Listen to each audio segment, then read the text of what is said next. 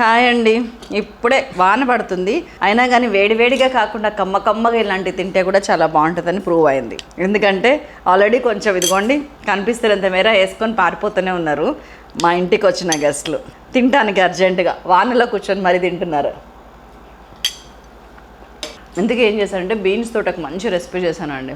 ముందు ఒక 2 గ్లాసులు వాటర్ పొయ్యి మీద పెట్టుకున్నాను. దాంట్లో బీన్స్ యాడ్ చేశాను, కొంచెం ఉప్పు, కరివేపాకు, ఒక 2 పచ్చిమిరపకాయలు కూడా వేసి బాగా బీన్స్ని ఉడకనిచ్చాను బాగానే ఒక 10 to 12 minutes. ఆ తర్వాత ఒక మిక్సీలోకి కొంచెం కొబ్బరి, నానబెట్టిన బియ్యము, నానబెట్టిన ఎర్రపప్పు, జీడిపప్పు వేసి మంచిగా మెత్తగా నీళ్లు కూడా యాడ్ చేసి పేస్ట్ లాగా చేసుకొని వచ్చాను. ఇది కూడా పక్కకు పెట్టేసుకున్నాను. ఇప్పుడు మళ్ళీ ఒక చిన్న పాన్ తీసుకున్నాను. జస్ట్ 1.5 teaspoon ఆయిల్ అంతే వేసుకొని ఆవాలు, జీలకర్ర, ఎండుమిర్చి, కరివేపాకు, ఇంగువ అన్నీ వేసి మంచిగా తడకా ఇచ్చి పక్కకు పెట్టుకున్నాను. ఇప్పుడు మన ఉడికిన బీన్స్ దాంట్లో మనం తయారు చేసిన పేస్ట్ యాడ్ చేసేసి ఒక 2-3 నిమిషాలు ఉడకనిచ్చాను.